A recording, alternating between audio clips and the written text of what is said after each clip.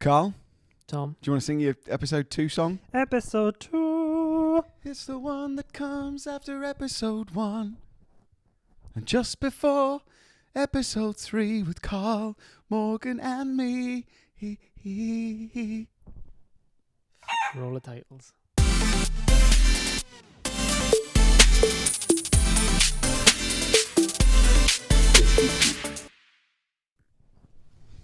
Carl.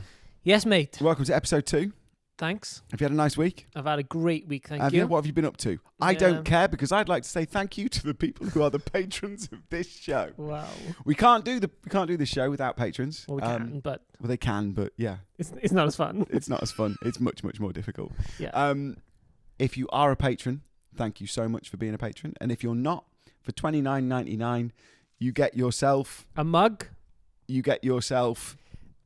all the episodes of that month before everybody else. You get them to your inbox before anybody else. You don't have to wait till Sunday. You can binge the whole month in one go. Correct. You also get a card. Yep. That is an awkward turkey card that Carl and I have signed and drawn something in. You get a membership number.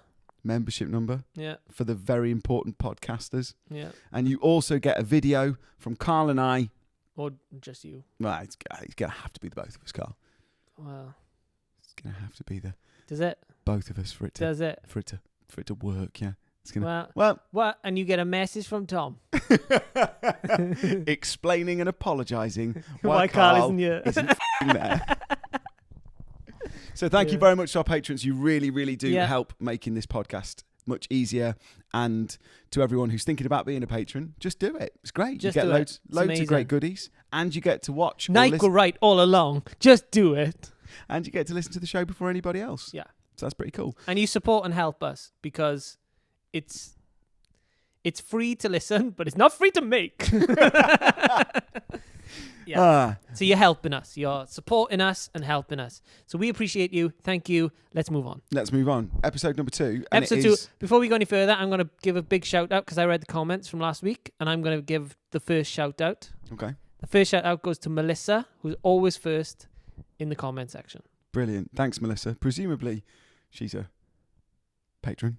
She's a patron, yeah. Of course. And a big fan of mine. So, you, Tom. No, so thank you, Melissa, for commenting, subscribing, and being a patron. So definitely comment, definitely subscribe. Yep. Definitely leave a review if it's on iTunes. The man's on it. That's it, yeah. He's on his game. Didn't leave it to the end this week, mother lovers. Get it in straight away. Yes. So episode 2, Carl, we're going to talk about TV and films. We TV and film. Talked about music in episode 1. Yep. Good gigs, bad gigs. Now we're going to talk about good films, bad films, good TV, bad TV, good actors and bad actors. Yeah, I know where this is going. Yep. Before you guys do. Yeah. So film and TV. Yeah. I asked you last week if you had a favourite song. Mm-hmm. I think favourite songs and favourite films, I think it's such a loaded question. It's so difficult to know how to answer it because there are so many good films. Yeah. What's your favourite film? It's really difficult because I have 2 films that like I put on and I just put them on and I can watch them at any point of the day. I can be doing stuff while I watch it. I can recite it as it's going. And then I have films that, even films like The Joker, which I'm starting to like film. Yes, but you see every time you watch it, you see something different and it's a good film, but I wouldn't stick that on to make myself feel good. No. I'd stick that on if I was like, right, I want to watch somebody act the shit out of this movie. And we're talking about the Joaquin Phoenix new one. Yeah. It's blinding. I watched it in America with Claire, and we went to going to the cinema in America, by the way, is a different experience. How so? Well, because you sit in their seats and all their seats do this. Legs up. Oh, so it's not like the Cineworld down the road where you have to pay an extra £12 for that? Oh, no. All their seats do that. So you're sitting in... So For people who are listening, Carl is extending his legs. Yeah. As if he were in a recliner I forgot about that. Very, very visual. Yeah. Apologies for listeners. And then... like when you have popcorn in America, it's not like, do you want sweet, do you want salted? It's like, no, I want sweet, and then I want to drip it in butter. Yep, that happens. Amazing. So anyway, so we went to watch Joker in America, and what was so good about it was I was so into this. So I sat down. We had like second row from the front or something because you're lying back and your screen's above and it fills the whole kind of, what do they call that when it goes around the side as well? Covers your peripheral because if the screen arcs round and it's got you. Yeah, so they do that. All your peripheral. And we started watching the film, and I'm so engrossed in this film, and I keep nudging Claire and going, God, look at the way they filmed that. Look at the city, like the way they filmed the city. I was really, really into it. And she keeps nudging me back and going, I think we're gonna have to swap seats. We're gonna have to swap seats. And I'm like, shh, I'm watching stop. I'm watching. What's the matter? And I look over, and there's a guy, and this will be mainly for YouTube here, but there's a guy sitting next to her going, and he's clearly got cramp in his leg or something like that, right? so I'm engrossed in the film, and Claire's like really panicked that this guy next to her. There's a screaming American man. Screaming, going, only to be made better by his lady friend who gets up, leaves the cinema. We're like, oh God, maybe she's gone to like call a steward or something. To get help, yeah. Yeah. Like he's clearly in some pain. We found out kind of later on, it was cramp. But it looked like his leg was going to come off the way he was holding it and screaming. Wow. Right? Anyway, so she's left and then walks back in 10 minutes later, walks in front of us with like a Deliveroo bag of burgers and chips that she's clearly gone, met the person at the front who's delivered her food, like Ubered her food to the cinema, and brought the burgers in for him and her to have burgers and watch the film. While he's going, So Claire's experience of Joker was very different to yours. Yeah. Very, very different to yours. That's a wicked great film, though. You can't talk about that film without talking about Heath Ledger, who played the Joker before. Yeah. Because... very different, though. It had to be, didn't it? Yeah. It had to be. But when he did that, and I heard they were making a new Joker film, I was like, ooh, I don't know. Yeah, I was quite into the idea of Jared. I thought he was going to be good at Jared Leto. That was in Suicide Squad? Yeah, but I but didn't that movie just bomb anyway? People didn't like it. I believe they took out a lot of the dark side of it, so it became, let's make it a franchise for kids. Sure, stuff like that. But I thought he would have. I like Jared Leto, and I really like. I thought maybe he would be like a dark side of, not to make it super nerdy, but because we're talking about Jared Leto, one of my favourite films that he's in is called Artifact. I know you've seen it. Yeah, I love it. But it is just an incredible piece of It says cinema. Everything about music that we tried to say last week so much better than we said it. Essentially, yeah. It's the way that not for everybody, but it's the way that the music industry, if you're at that sort of level... But I think you just don't realise. I think people, artists included, don't really realise the business side of the that goes on behind. So it is incredible. Incredible. If you haven't seen it, is it on Netflix? I don't think it is anymore. anymore. I don't think so. It was for a bit. You'll find it somewhere. But you can rent it on something online or watch it online. It's called Artifact. It's really, really good. It's about music. But I really, really like that film because it's one of those films. It's a documentary, but it started being about them just making an album. Yeah. Here's a documentary about this. And then it became... something else. Something so much more. I don't want to ruin it. But he's great as well, isn't he? Like, he sells the film. He's like a sexy Jesus. Yeah, I was just going to say great actor, but yeah, I guess. And he is a great actor. For all you Christian nerds. He is like a sexy Jesus, well sold. We'd have got in trouble if we were still called the Third Wheel Podcast there. Yeah. Because our religious counterpart podcast, the actual original Third Wheel Podcast, they would have been really angry about us referring to JC as JL. Let's move on. My favourite film. Yes. It's an odd one. Yeah. I've got two. In fact, anything with Leonardo DiCaprio in, just because I think the guy is... Wolf of Wall Street. That's film. in there for me. Come Brilliant film. He should have won the Oscar for that without a shadow of a doubt. I know he got it for The Revenant, and that was just him walking in the snow for 3 hours. I didn't like The Revenant. I wasn't keen on that, and I know I'm going to guess you didn't like The Revenant for a lot of reasons. We'll move on to that in a bit. But my favourite movie, I read the book The Beach by Alex Garland, and then Danny Boyle directed the movie with Leonardo DiCaprio in it, The Beach. Isn't that the one he fell out with Ewan McGregor over? Potentially Ewan McGregor was supposed to play the part. Yeah, and everybody else got a part in The Beach, is that right? Who was in Trainspotting? No. No? Don't know if that's right. I mean, we can say it. No, I'm sure I watched an interview with both Danny Boyle and... Is it Ewan or Ewan? Ewan McGregor. Ewan. And they fell out. I'm sure it was over The Beach. It could possibly be. Because he thought he was going to get kind of a part. Because there's loads of others from Trainspotting that they're in it. Okay. There may well be. I've seen both films perhaps a little bit far apart, but I remember going to watch that when I'm trying to work out what year it was out at the cinema, but I went to watch it. When you were 28. I'm not old. Recurring gag! I'll just keep throwing them up in the air. You keep smashing them out the park. I remember going to watch it. I was on a date with a girl. I'm going to remember her name.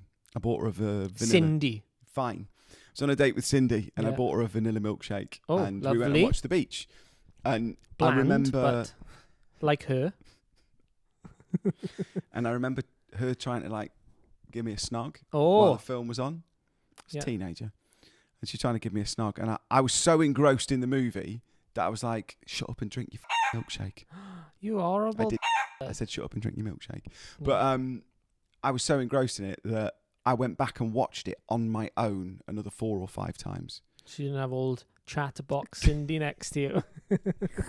Slurping a milkshake. Shut up. I'm trying to watch DiCaprio. Can't you see how good DiCaprio is? But I don't think the movie got the... I've never seen it. No. It didn't get any sort of critical acclaim. Well, it did get critical acclaim. It's kind of a cult thing now because people discovered it after it. But when it came out, I think it bombed a little bit.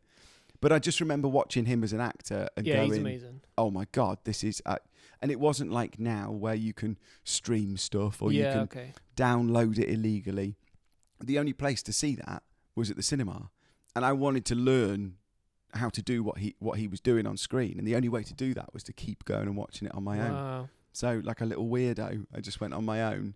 So you were the one that put all that money in his bank. Well, there was no one else at the cinema with me. I was just there on my own. Apart from Cindy. Cindy's apart from Cindy. Don't make that noise. Can I have another milkshake? You can if you shut the up. I'll give you the cash. Off and go and get it yourself. Her name was Alyssa. Oh, brilliant. Well, now we've taken the mickey out of her. No, it's fine. Oh. She's not going to be listening. But she's not now. Have you told her to shut up and drink your milkshake? she was definitely. She's not following you, mate. She was a lovely girl. And this is going to play into your hands a little bit here. Go on. I haven't seen her for like 20 years or so, but it's fine. But she was so much taller than I was. Obviously. I looked like her little brother when we went on dates. Just sort of, brilliant. Come on, Tom. It's a visual gag. Yeah. Little Tom. But that was it, yeah. The Beach for me. Wolf of Wall Street, Shutter Island, Inception, essentially anything. I love that joke in The American Office where he says, what did you do this summer? I went to see Inception, or at least I dreamt I did. Very Genius. So good. Very, very good. So good. So that's kind of where I'm at with films. Have you got a favourite actor? I think I've just pretty much delivered. Yeah, I love Leo. I love... probably Leo is probably up there. I'd quite like Bradley Cooper. I really like that film. Shows how much I like it. What was the film he was in? Limitless. Limitless, yes. How did you know I was going to say that? Because I know you, Carl. Okay. Imagine I'd have gone that film that he was in with Lady Gaga. What was that called? I don't know. You tell me. A Star is Born. Star is Born. Did you like that film? Yeah, it was all right. It was all right. It was like, they were good. They were really good. I just think it was kind of not my film. I don't think it's aimed at you. I know full well when. But they were good in it. They were both. Like, when, I was impressed with her. Sorry, I was really impressed with her, considering I didn't realize she was like an actress. I know she's in American Horror and stuff. But did you see that interview that she did where she said the same thing 100 times? No. It's a brilliant clip on YouTube. Every interview she did in the press. Junket. I tried not to use the word junket because I didn't know if it was a word that. Yeah. So they're doing the promotion for the film, and every. Sorry about that, patrons. Tom thinks you're thick. every interview that she did with Graham Norton, whether it was American telly, whether it was Jimmy Kimmel, she just used to say, it doesn't matter if there's 100 people in the room. You only need one of those 100 people to believe in you. And Bradley Cooper was that one person who believed in me. Oh. And it was a wonderful sentiment, because he did believe in her and gave her the part. It was his film. Yeah. But she said it so many times that it became, what was it? A meme? Oh, meme. A meme. A meme, mate. No, it's called a meme. I thought it was like a soft meme. No. I know it's called a meme. Okay. Think about that. Well, film. old people don't get it sometimes. Shall I tell you? Go on. Not old and really tall. I'll tell you how I know if I'm not going to enjoy a film. Go on. If my mum says Tom to Hanks me, is in it. Tom Hardy's in it. And then you go, I'm going to hate this film. We'll get onto the actors that you dislike in a All minute. right. But my mum will always go to me, have you seen you would The love Notebook? It. Why don't you come round to my house tonight and we'll watch I've seen A Star Is Born, but we'll watch it again. And I'm fine with A Star Is Born. It's absolutely fine. Was the other one she did it with? Mamma Mia. I never seen it. Don't. Okay. Don't. And not because it's a bad film, and not because the music of ABBA isn't wonderful and timeless. Yeah, okay. It's just, I know you, and you're not going to sit for 2.5 hours with your perfect pitch ears and listen to it's a curse, not a blessing. Pierce Brosnan murder Super Trooper. You're just not going to like it. But when my mum says that, I know that it's not necessarily going to be up my street. But I did like that, A Star Is Born. I did like it. Have you seen The Gentleman? What a It's great, film. huh? What a film. It's great. I think it kind of went under the radar a little bit. I think he did but a it was little bit. great. Matthew McConaughey in that is stellar. Yes. Colin Farrell. But Hugh Grant in He's that amazing film. with his If you've not Cockney seen The accent. Gentleman, watch it, because Hugh Grant is... Yeah, he steals it. There's a brilliant bit of trivia for you on that. Hugh Grant apparently gets very, very nervous before he does the stuff. I don't know Hugh Grant, by the way. I'm just... Yeah. This was told. Who? Called Huey. Mr. Grant. Huey gets a little bit, nervy. Huey G. And apparently for that character, he'd got like a notebook and he'd made so many notes on how he was gonna deliver each line. Yeah. And he was so sort of engrossed in making sure that this character was as three-dimensional as it was on screen. And someone broke into his car and stole his notebook before they started filming. So he kind of busked a lot of that part, which turned out really well. He's amazing. I was gonna say, going back to Bradley Cooper, didn't he have something to do with the Joker? Didn't he put the money up for it? I don't know. I think Bradley Cooper put the money up. He's the executive producer. He's the one with Todd Carty? No, who? Oh, the guy in Dancing on Ice, a good nice guy. Just to bring it from really, really genius level to Grange Hill. Todd. I think it's Todd something. The director, anyway. Yeah. The guy. And it's really weird because he went from directing old school, didn't he? And things super like that. duper, comedy gold, Will Ferrell stuff. films. Yeah. I'm sure Bradley Cooper put the money up for Joker. Wow. I'm almost positive. Well, we'll find out in the comments when this goes out if you're a liar. I'm not a liar. That's one thing you find out about me. Not a liar, mate. Favourite actors? Yeah. Least favourite actors? Tom Hanks, Tom Hardy. You see, I can't stand them. I'm out. We've talked about this a little bit before because you've got deep-rooted issues with these people. Tom Hanks is the most inoffensive person in the world. Tom Hanks is an incredible actor, right? Right, okay. Tom Hardy is okay. But Tom Hanks is an incredible actor who has done incredible, The Green Mile, mind-blowing. What a film. Toy Story, mind-blowing. Great. I got forced to watch Toy Story 4, whatever it was the other day. No, I got to 3, and the bit where they were where the train was, spoiler alert, but where they were by the train and on the track, I was like, no, I'm out. I can't watch it. I thought you were going to say by the time you got to 3, you were like, that's enough toys for me. No, I loved the Toy Story franchise, but Tom Hanks, he's smuggy. I don't know what you mean by he's smuggy. He just got that face. If you put 3 people in a line and you said you can slap one of them, I'd be like, I hope Tom Hanks is in that. Okay. What about if in that line was Tom Hanks, Tom Hardy, and me? Which one do you slap? You. I hadn't even finished the question. And he'd answered that. Tom Hardy, what's the issue with Tom Hardy? I just think he looks like a... I mean, I think he's a pretty poor actor as well, to be honest. I think he's a pretty... he's just a pretty... Is this purely based on his performance of Bane in Batman? Oh, that's just the worst. As soon as that... Why out of all the voices he could have done, he went with that? I don't know. Like, what? Sure, I can't believe he went with... Shut up. No one does that act. No one speaks like that. There is a brilliant meme on the internet. Meme. A what? A meme. Isn't it a meme? No, it's a meme. I'm pretty you sure it's old mother lover. I'm pretty sure it's a meme. Go on. I'm not old, and I'm really tall. Tom Hardy. Tom Hardy. You love him. I don't love him, but there is a meme on the internet. Meme. Sorry? Yeah, go on. Was it a meme? It's a meme. You know it's a meme. You're just winding me up now.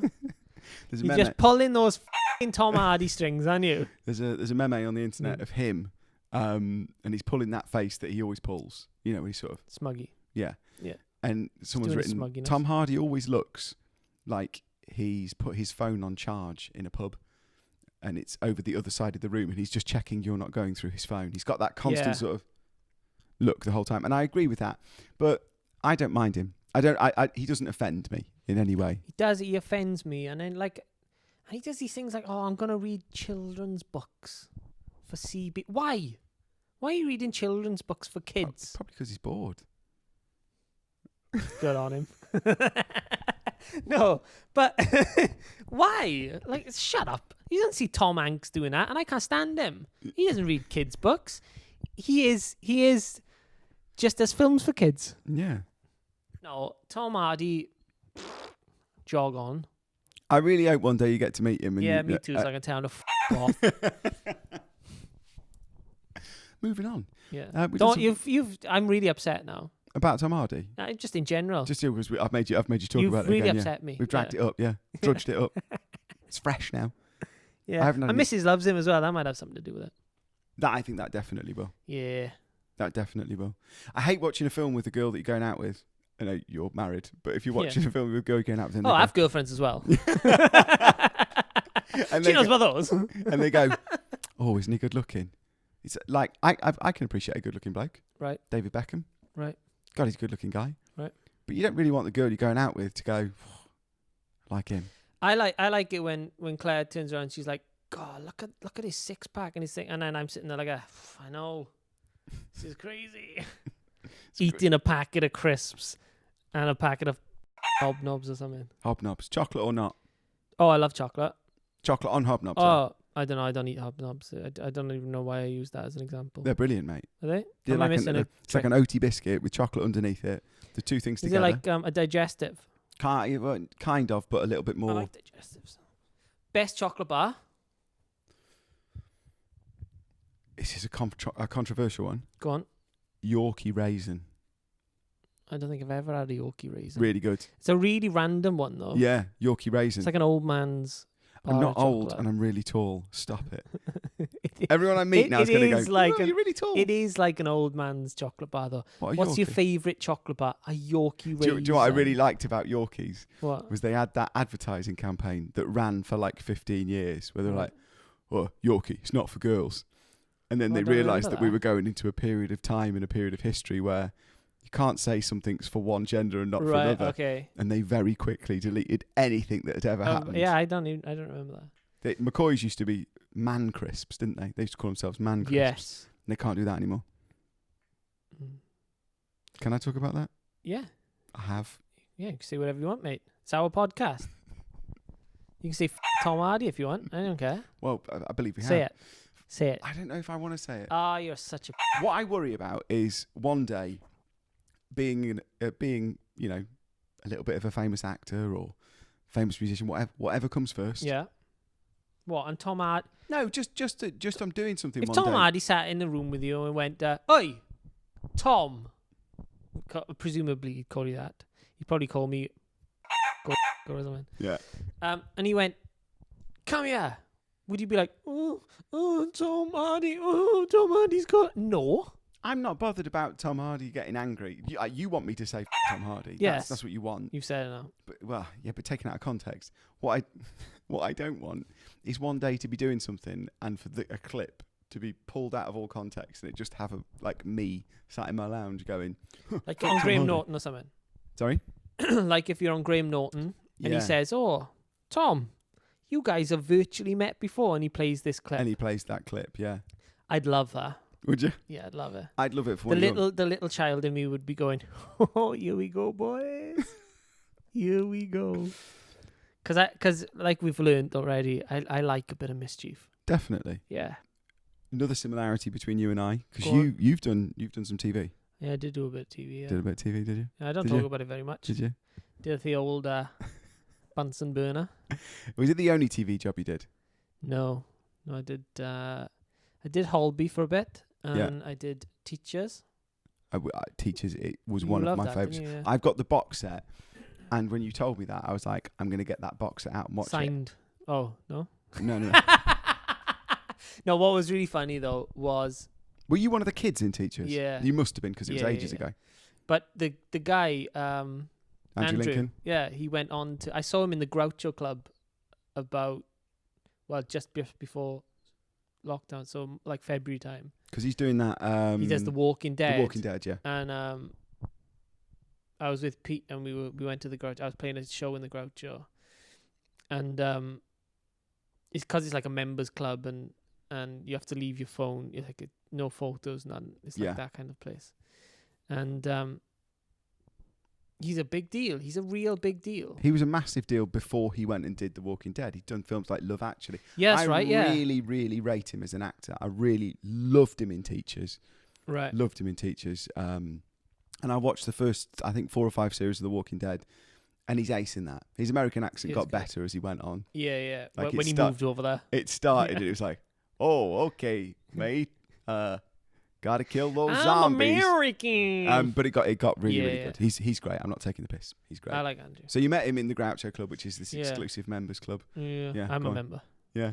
And what did you do? Did you go, all right, Andy? It's happening, but... Remember the days when... remember me in Teachers?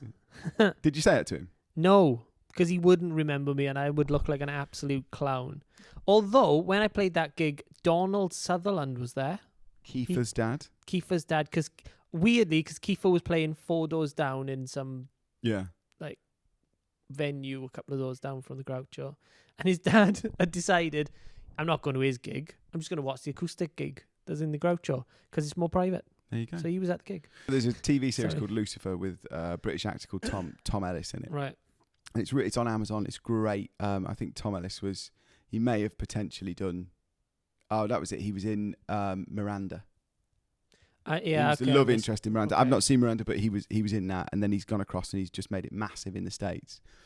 I do love that, by the way. I think that's he's done wicked, and loads of the people that I was in Hollyoaks with have done similar. Have gone across and had like. You didn't mention you were in Hollyoaks, mate. Was, mate? Yeah, I was. But the Tom Ellis bit, him in Lucifer. Yeah. Me and him did a short film together. Wow. Right at the start of me being an actor. He'd been an actor for ages. He was like the London talent that they brought down for it. But we did this film. I believe it's on YouTube if you search it. It's called Doris the Builder. And it is about men on a building site who take like an imported hormone, and it means that they all grow breasts. Wow. Yeah. Big budget? It had absolutely no budget. Okay. And my character was called Clint, and I was like the arm wrestling champion. Oh. Yeah. And when they wrote my name on the chalkboard, they had to cut the scene out because the way they'd written Clint made it look like a different word that starts with C. Yeah, no, I got it. Yeah. So I'm in it, but just a little bit briefer because my arm wrestling scene got cut quite short. But yeah. Bugger.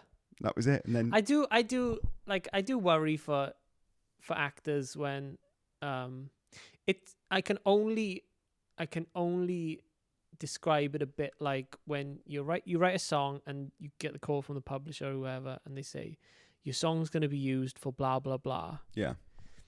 But there's no guarantee, because sometimes even when they've signed off and they've paid the fee for the song and all that, They still they don't choose use it. not to use it. Yeah. It just doesn't work with the way that the director's seen the end of it. So, but imagine like telling everyone. People very famously, Jack Whitehall. Yes, I was that's exactly where I was going with it. Like the Frozen thing, where you like. Imagine that though. He went to the premiere. He told his family that he was in it, and then they cut him out. But it's like, imagine it gets to that scene. You know yours is coming up next, and you're like, here we go. It's gone. My one line's gone. But they credited him, didn't they, as a his agent rang him and said, because Jack Whitehall, by the way, was in Frozen. Yes. But he had one line and it got taken out. Yeah.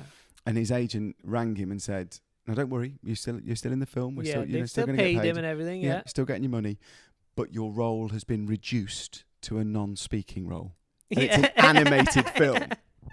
That's like a real shitty way of being told, isn't it? Yeah, that's a good agent though. We've decided to go a different way with it. Yeah, you're a non-speaking role. Yeah, I got a good one for you. Go on. I'm doing I don't know whether you saw it, but I put it on Instagram. But I was doing a self-tape. Oh yeah. A couple of weeks ago. So explain what a self-tape is. Self-tape is it's kind of the way that you audition for stuff that's in America without going to America and auditioning for it. Yeah, well, it was the way it worked before because it was cheaper, and now since lockdown, all the auditions that you do, you point a camera at you and you read some lines that you've learned to the camera, and that goes to the casting director. And then they work out if it's worth flying you out or, anything else like that. So that's the way castings are done mostly now. So my agent rings me up and says, "It's film." I'm like, "Okay, it's really good." And she said, it's quite hard hitting. I said, "Okay." And she said, you'll be playing a Nazi thug. And I thought, right. Okay. Better wash the fake tan off. The thing is, I just fake tanned before. So as I'm doing the self-tape, I'm just getting more orange and orange and orange during it. So, can we put this in black and white, maybe? So, he sends me the script, and the script. He sends me the sides for it, which is the script, and there's no lines for my character. It's just a brief synopsis of the story. And I said, I rang him and I said, I need some lines to say. And he said, they're being super protective with the script because they don't want the storyline to get out, which is what they do with these films. Right. He said, so read what the film's about and then make something up. And all of this was just obviously in keeping with being a Nazi thug. So horrendous things are written down on the page because obviously they want to show exactly what these people believe in and stuff like that. And I had to go and knock on my elderly neighbour's door and be like, "You're going to hear me shout some really aggressive, potentially racist things." I said, "It's just for a part. I don't mean it, and I don't want you to think badly." But she said, "Okay." So I come back upstairs and I thought, how can I set myself aside from anybody else that's auditioning for this? I thought, I'll add some tattoos. My Johnny Depp hearing. Pop my Johnny Depp hearing. And I thought I'd draw a teardrop because that's quite popular for people who've been in prison and I don't know. I'm saying things I have no idea. So I drew a teardrop and another tattoo on my face, and then I went balls to the wall with it and drew a massive swastika on my neck. Wow! Because in one of the script things it said that a couple of the guys take their shirts off and they show that they're covered in sort of Nazi tattoos and swastikas, and then they all have a fight. So I screamed at this camera with all my tattoos out and this fresh one I'd drawn on in eyeliner, for this self-tape. While that's happening, the door goes and it's Royal Mail delivering me some wash your hands, wash your bum mugs. And I open the door and it's this lady who's delivering it just looked at me and I was like, oh terrified. No. And I tried to tell that story that's taken me 2 or 3 minutes to tell that explains why I was the way I was. Yeah. And she's already, because it's COVID, she's already at the bottom of the stairs just going like this. And I'm going, no, I'm coming closer. I can't explain it. And subsequently, all my stuff gets left in like a little pigeonhole now at the bottom. They don't come up to the house anymore. But that was my experience of it. But that's how weird it is day to day. And I quite like that about the job. I like that it changes all the time and you never really know who you're going to be playing or what you're going to be doing. It makes it exciting. Different characters for different needs. So you did Holby City. I did. The longest way of me getting around to saying you did Holby City. I did do Holby. Who did you play? Yeah. I played a character called Ryan Baker. And was he? He wasn't a baker, no. He was a candlestick maker. Would have been phenomenal Yeah. if it was. But they thought it was really inappropriate to call him opened, Ryan Candlestick Maker. The episode opened and Carl's there preparing some fresh buns. Crumpet, madam. Sticky buns? Anyone want a sticky bun? Oh, have you got any sticky buns? Oh, yeah. Johnny, Back to that. Johnny Vegas is back. I can't wait to listen to see if that impression works Imagine as well. it's When really you bad. You think it's bad? No, it's pretty good. I actually do think It's pretty much all I can do. Is Okay. Northern. Okay. So you were a baker in Hull No, City? I wasn't a baker, but I played someone whose second name was Baker. Yeah, I did. It was a couple of weeks and it was good. I enjoyed it at the time. Yeah. Yeah. So what made you not carry that on then? Because that's a pretty big turnaround to go from. That's a big show to be on. Holby City's a big show to be on. And it was really big at the time as well. It was kind of, yeah, it was really big. But to go from playing a baker on Holby City. Yeah. Stabbing Baker. No, so the part entailed me stabbing the main doctor. So it was like because it's only one a week, I think, with Holby. Much like this show, 7 p.m. on Sundays. Yeah. Yep. This was like 6 on a Wednesday. Yeah. Like that. Okay. Yeah. Fine. It was amazing, and I met some lovely people. It's filmed where EastEnders is filmed, so that was a bit weird. Okay. Because there's only Holby and EastEnders filmed in the same building. In Elstree, is it? Elstree. Is that right? I've not been on either of those shows. Okay. I had dinner once with Barbara Windsor. Oh, did you? That was cool. Yeah. Babs. Yeah, she was lovely. So how did you go from playing a baker in Holby? I didn't play baker. Just like it's not on meme. Will somebody on the internet make me a meme of Carl as a baker, please? Let's not do that. If you do it, I will give you a prize. So the point I'm making is, how did you go from what channel's Holby City on? BBC One. From playing a baker on BBC One. Yeah, well, the baker, yeah. to being a musician. look how funny you find yourself. I can't go. This is my favourite thing. Himself. How did you go from that to being a musician, though? As in to being a moderately successful musician. I was doing music at the same time. Thanks, mate. I'll take it. Look, any compliment, I'll take it. Yeah. I was doing music at the same time, but I think it was like it's a big job to commit to acting.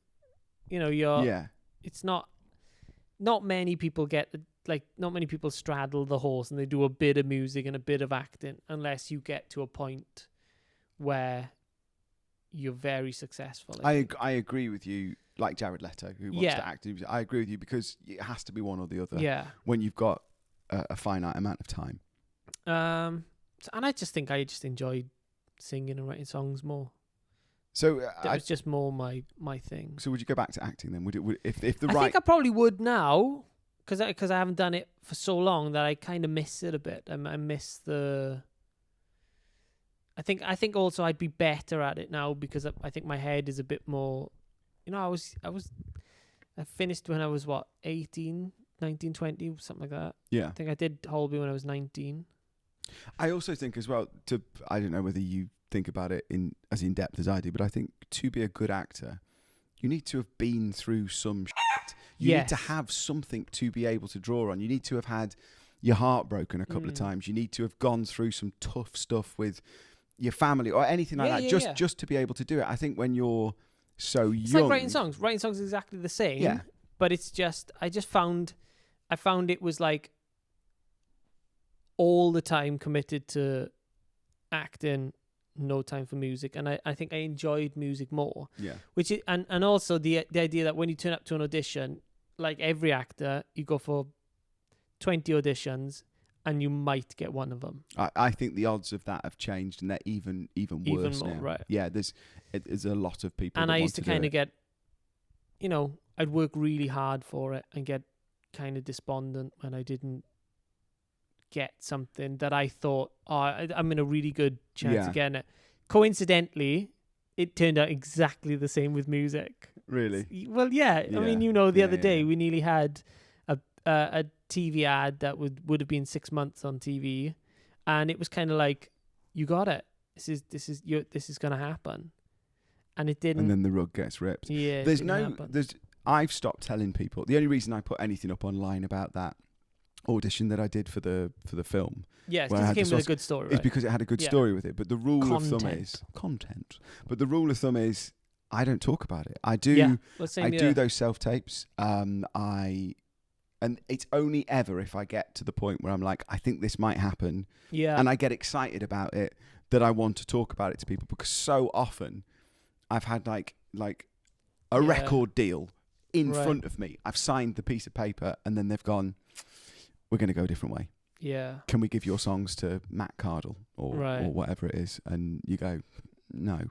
But that has happened so many times in the past, so those maybes, that it does knock you a little bit. Yeah. But I think the way I deal with it is I just don't tell anybody. I do the self-tape or I do the audition, and then I pretend it's never happened. Yeah, I'm the same. I don't tend to tell people, but the only problem with that then is when you do get it, people go, God, you're so lucky at this. Oh. And it's like, you just didn't realize that I did 40 of these to get that one. I've done it where I've been working like carrying bags of compost to cars at a garden centre at the same time as trying to be a chef in a restaurant, at the same time as painting warehouse floors. Right. And then I landed Hollyoaks, and everyone on Facebook was like, landed on your feet, didn't you? It's like, I've spent however many years doing anything I possibly can to keep being able to pay to go, because the trains are expensive. Damn and right. I'm getting trains to every audition, and I'm having to just the money that you spend on being an actor waiting for the role, and then you get the role, and everybody just goes, oh. And that's what I mean. Like with music, it's exactly the same. I don't think many people realize that. Well, I know with you that you're up at 8 o'clock most mornings writing until 8 o'clock every single night. I know that's what you do. Lockdown, I would get up at 4, start the car journey at 5, drive to London, be ready to, like, have warmed up on the way, driving myself to the studio. 8 o'clock, we go in the studio, work all day, and in the night, drive myself back home to make sure that I was back in Wales to play a show the next day, kind of thing. That's it though. You got to do it, and or you won't crack the business. I think it's. I could be wrong with this quote. I'm pretty sure I'm right with it. But someone said to like Conor McGregor once, when he was like just knocking everybody out at the top of his game, they were like, "You're really talented," and he was like, "Talent is 10% of it. Right. 10% of it is having the ability to do that thing that you're skilled in. 90% of it is the work that goes into like the hard work that goes into it." And it is, if you're prepared to not go to bed and you're prepared to, drive 4 hours to my house to make a podcast. Yeah. You know what I mean? And stuff like that. That is something that most people won't do. And it's 90% hard work. And you just cross your fingers then. You put the time, the effort, and then if you have the talent as well. It helps. And you cross your fingers. You roll the dice. At least you've rolled a couple of dice and you're like, one of them just might land. But I think it's a weird thing to talk to somebody who does the same job as me in that respect, because there's no security in it at all. Like, you can go to drama school and you can, I don't know how much it costs to go to drama school now. When I looked originally, when I was going, which was years ago, it was like house money, as in deposit for house money. It's probably in shilling as well. I'm not old and I am really tall. But with all of that, it's not like you're going to medical school and you learning to be a doctor. At the end of it, you become a doctor. Right. You can do all of that stuff and pay all of that money and write the best songs in the world and be be a really decent actor, if that's what you end up being, and still not gonna break, and still have to roll the dice. Yeah, for sure. You're quite a sensible person. What made you go down the road of that? Because I know that that for me, I'm quite excited by that. I like waking up in the morning and going, I don't think I'm very good at many other things. I think that's my problem, is that I'm all in. Oh, I know. I've noticed that with it. Yeah. I'm all in. I'll breathe it, live it. So I think it's that with me. Not if I'm going to do it, I may as well do it Right. Properly, yeah.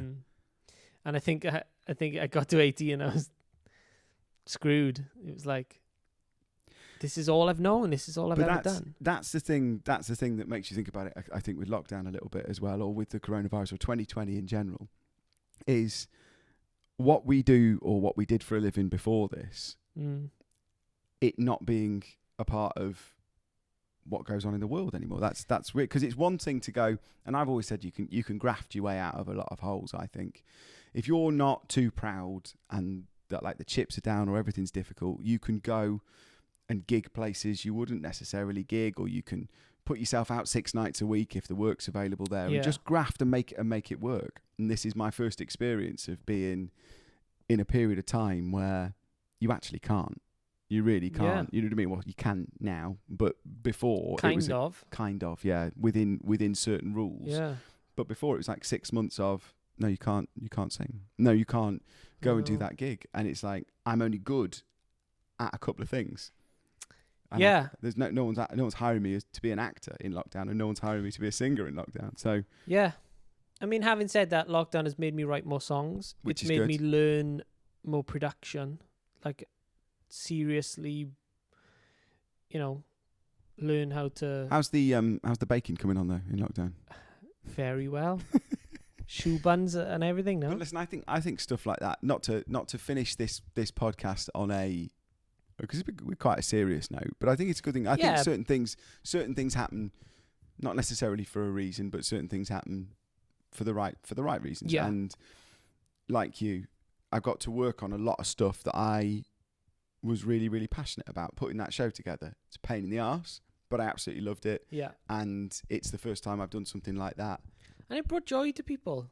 But I also met you with that. I wouldn't have met you if we didn't do the show.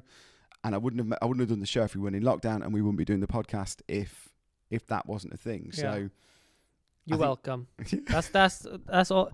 That's what I mean by this. But I also think you're welcome. Everybody has always said, "Oh, I don't have time," or "I'm struggling for time," or everything. There's always that constraint that exists. And I think what lockdown's done, which is really, really good, is it's given everybody who does what we do a forced holiday from touring. You know what I mean? Mm-hmm. Stay at home and all that you were talking about getting done, all that music you were going to write. I do wish that I'd taken some time off during it. I don't think you're capable of doing it any more than I am, because you said to me, I announced that the last show was going to be week number 20 of self-isolation, Saturday Night Takeaway, and you went to me, "You're going to miss this." Yeah. When it finishes, and it finished, and I had about 3 or 4 days of just going, "Oh, this is relax." Yeah. And then it got to the weekend, and I was like, "I've got to do a little live video. I've got, you know what I mean?" It's that thing. So I think you want it, the break, and then when you get the break, you don't. I'm terrible on holiday. When I actually take a holiday, if I go for 2 weeks, I don't know, Spain or wherever, somewhere warm, it takes me 10 days to actually get to the relaxed stage, and then I have 4 days of going, "This is what everyone talked about," and then I'm back home and back in it again. Do you want to hear why I'm terrible on holiday? Why? Because always baking. Always baking. Because we land and I go, "Oh my God, we've only got 15 days left." Are you one of them? Honestly, and then the day after I go, "Oh, in 2 weeks we're going to be back home." Claire was mental. And then when you get home, you're last week. Yeah. In the sun this pretty week. Much, yeah.